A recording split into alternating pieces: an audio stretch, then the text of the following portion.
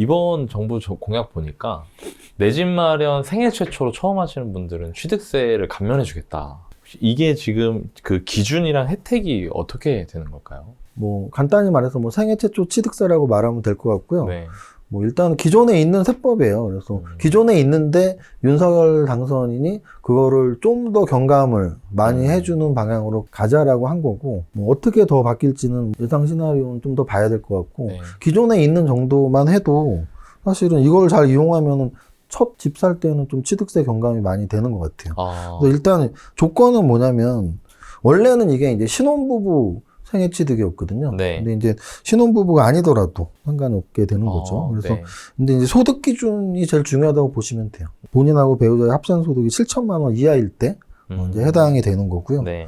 그리고 당연히 생애 최초 취득이니까 첫 번째 집을 살 때만 해당되는 거고, 네. 그 금액 기준이 있어요. 금액 기준. 주택의 금액. 네, 취득 가액이 뭐 수도권에서는 4억 원 이하, 비수도권은 3억 원 이하. 그럼 어찌 보면 비싼 건 안 되는 거죠. 네, 근데 그렇죠. 이게 사실은 감면 규정이니까 뭐 생애 최초로 20억짜리 집을 사는데 취득세 감면해 주긴 그렇잖아요. 그래서 네. 약간 첫 집이니까 요 정도의 제한 규정이 있는 것 같고요. 취득 당시 가액이 1억 5천만 원 초과일 때는 50% 감면, 그리고 1억 5천만 원 이하이면 100% 감면. 이렇게 감면율이 두 가지가 정해져 있습니다. 제 생각에 아무래도 값이 올라가기 전보다 지금이 좀 현실성이 떨어지는 부분이 굉장히 낮게 되어 있죠. 그쵸. 취득가액. 그래서 아마도 새 정부에서 이 감면을 좀 더 많이 받게 해주겠다는 얘기는 적어도 취득가액을 좀 더 높이거나, 네. 또는 아까 말씀드렸던 소득 기준을 좀 더 낮추거나 뭐 이런 조정들이 좀 있겠죠. 내 집 마련 하려고 고민하시는 분들, 생애 첫 최초로 집 고민하시는 사시는 분들은 분들. 네. 세무사님께 소개해 주신 현재 기준을 알고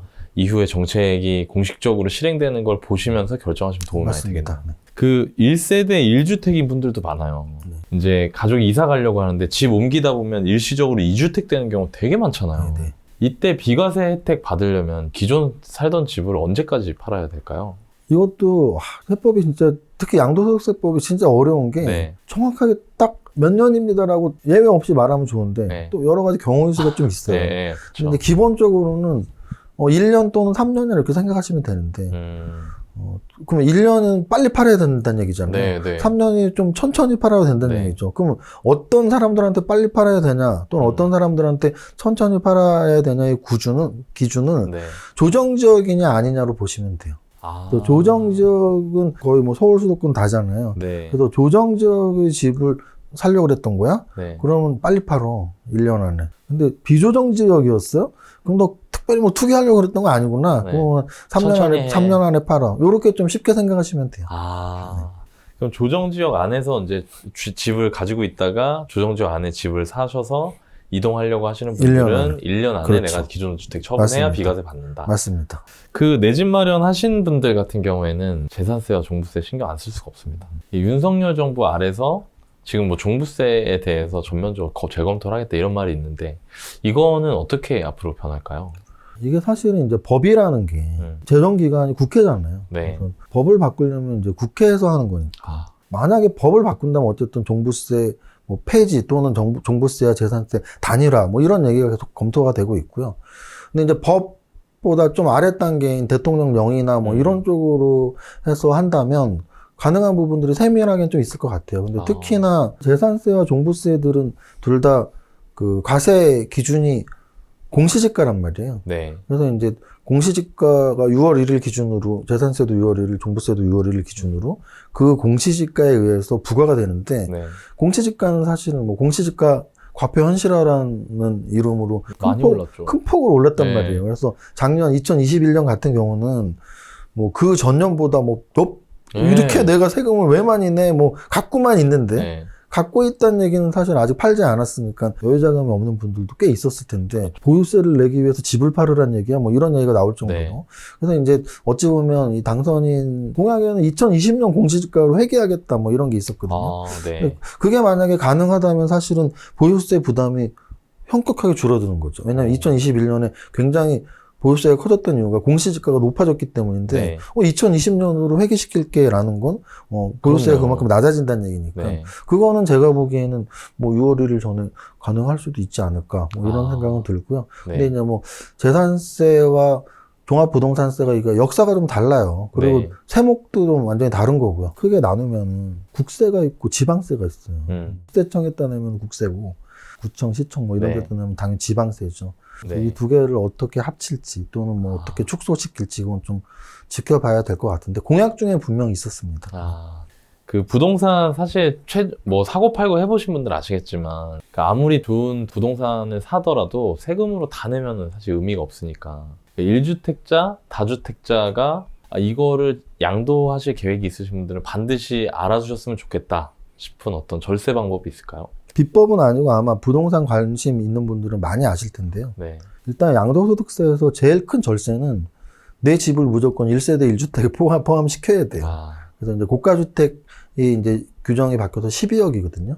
그럼 이제 12억 미만의 집을 1세대 1주택 요건에 내가 맞춰 놓으면 세금이 없단 말이에요. 네. 그러니까 당연히 집이 한 채 있는 분들의 가장 완벽한 절세 방법은 1세대 1주택에 맞추시면 돼요. 그리고 단기 매매를 안 하시면 되고요. 사고서 뭐 1년, 2년 내에 팔면 또 세율이 달라지니까. 그래서 적어도 1세대 1주택자면 빨리 안 파시고 1세대 1주택 비과세 요건을 완벽하게 맞추시면 최고의 절세법이고요. 네.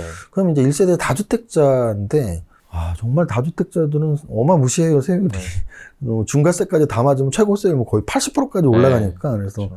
그러면은 상식적으로 말해서 양도세율이 정말 50% 이상, 60%, 70% 구간이신 분이라면 네. 양도세를 안 내는 대신 다른 세금을 내게 하는 방법들이 좀 있단 말이죠.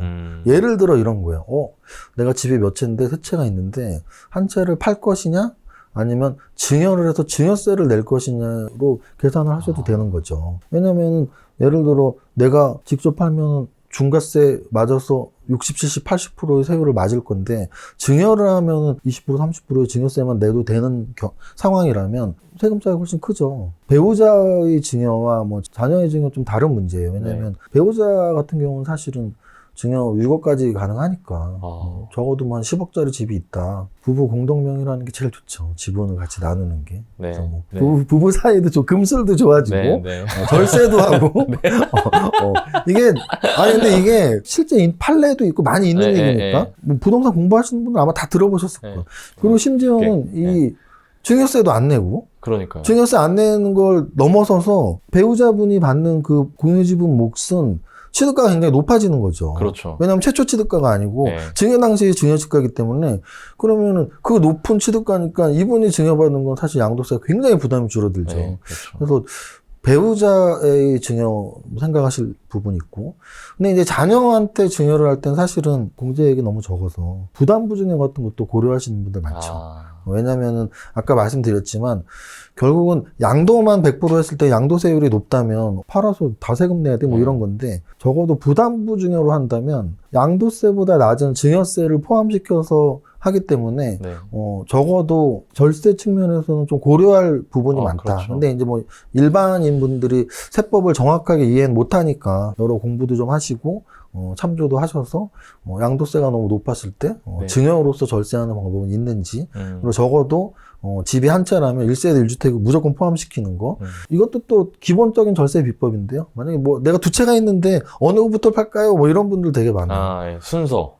당연히 양도차익이 큰 거를 제일 나중에 팔아야죠. 그렇죠. 왜냐면 양도차익이 큰 거를 마지막 한 채 남겼을 때 그걸 1세대 1주택에 포함을 시켜야 되니까 양도차익이 가장 큰 거를 가장 먼저 팔았을 때 다주택자 중과세율까지 맞아버리니까 아주 바보 같은 행동이고 적어도 내가 순차적으로 뭐 집이 한 세 채 있는데 어느 순서로 팔까 했을 때는 무조건 양대차익이 작은 것부터 파는 게 제일 좋습니다. 물론 이건 이제 개괄적인 얘기고 뭐 지역별로 또 다를 수도 있어요. 좀 더 구체적으로는 다를 수 있지만 제가 방금 말씀드린 뭐 부담부 증여랄지 또는 아내에 대한 뭐 공유 지분이랄지 아니면 다주택자들이 양도차익이 작은 것부터 파는 뭐 이런 것들은 사실은 그냥 기본적이고 일반적인 절세 비법이라고 할 수 있습니다. 혹시 부담부 증여에 대해서 한번 설명을 해주실 수 있을까요? 부담부 증여 같은 경우는 저런 거죠. 이제 예를 들어 은행 담보가 껴있다고 생각하시면 돼요. 10억짜리 집이 있는데 그냥 증여를 하는 것과 은행의 담보를 설정해서 증여를 하면 그 은행 담보분은 부채란 말이에요. 그러면 이건 부채를 준 거니까 증여가 아니잖아요. 그럼 그 부분은 증여가 아닌 양도예요. 그래서 적어도 예를 들어 10억짜리를 줬을 때 10억의 증여세를 내는 것과 5억을 은행 담보를 받아서 줬을 때는 5억은 양도세에 해당하고 5억은 증여세에 해당하거든요. 그 우리나라는 사실 누진세율 체제이기 때문에 네. 이게 좀 이렇게 쪼개는 게 사실 더 항상 좋을 나눌수록, 때가 많아요. 네. 나눌수록 세율이 그렇죠. 낮아지니까. 네, 네. 근데 아까도 말씀드렸지만 그 나눴을 때 그 집이 양도세율이 굉장히 높은 거면 이것도 부담부 증여하는 것도 나쁠 수도 있어요. 그렇죠. 그냥 전액을 다 증여하면은 뭐 증여세 뭐 한 20, 30% 구간에 적용됐을 텐데, 부담부 증여가 좋은 거래? 막 이렇게 또 코칭 바꿔서, 네. 그럼 은행 대출 5억 받아서 10억짜리 집 줬어 했는데, 양도세 더 그 집이 막 1세대 3주택짜리야. 네. 그러면 이제 양도세가 더 많이 나오는 네, 거죠. 그렇죠. 그래서 아까도 말씀드렸지만, 일반적인 이런 지식과 또 이 케이스 바이 케이스, 건별 케이스들이 다르니까 그런 것들은 꼭 뭐 전문가 상담을 하시거나 우리 월부처럼 이렇게 잘 하시는 분들한테 공부도 많이 하시거나 뭐 그런 네. 것들이 필요하지 않을까 생각합니다. 네. 부인하지 않겠습니다. 자, 이제 마지막 질문인데 사람들 관심 있는 게 그거예요. 민주당이 180석이라는 압도적인 의석수를 가지고 있는 국회에서 협조가 잘 될까? 법을 고쳐야 되는 부분은 좀 늦어지지 않을까? 이렇게 생각하시는 분들이 많은데 그 윤석열 당선인이 제시한 정책들이 과연 어떤 게 국회에서 처리가 돼야 되는 부분이고 어떤 게 뭐 대통령령이나 행정기관에서 바로 처리할 수 있는 부분인지. 일단은 뭐 대표적으로 당선인이 말했던 그런 공약들 중에서 이 정도는 가능하겠다라는 거를 말씀드리면 네. 나머지는 사실은 대부분 법조문 변경이면 안 되는 거니까. 네, 근데 네. 공약 중에 좀 우리들이 관심 갖는 부분들 중에서 뭐 이런 건 될 수 있지 않을까라고 쉽게 생각할 수 있는 건 아까도 이미 말씀드렸지만 공시지가 2020년 회기는 충분히 가능한 얘기죠. 법을 네. 바꾸는 건 아니니까. 대통령의 의지로서 가능한 이야기다. 또 아마 많은 분들이 제일 궁금해하실 건 1세대 다주택자들에 대한 중과예요. 확실히 세율이 높거든요. 네. 그래서 공약 중에는 뭐 한시적 감면, 한시적 배제 뭐 이런 게 있는데 네. 그런 한시 규정으로는 가능할 수도 있다 생각이 들어요. 아. 법을 바꾸는 게 아니기 때문에 어찌 보면 정말 법의 문구 하나하나 바꾸는 거는 당연히 국회에서 할 일이지만 네. 또 대통령령으로서 세법에 대해서 어떤 완화 조치를 할 수 있는 부분들이 분명히 있거든요. 그래서 네. 뭐 제가 오늘 다 말씀드릴 수는 없지만 네. 아마 관심 있어 하는 두 가지 공시지가랑 1세대 다주택자들에 대한 중과세율 좀 일정 기간 배제, 유예하는 거. 유예 뭐 네. 이런 것들은 가능하지 않을까 생각도 들어요. 그리고 재산세와 종부세 통합은 법을 없애는 거거든요. 통합이라는 거. 그건 당연히 국회에서 해야 될 일이죠.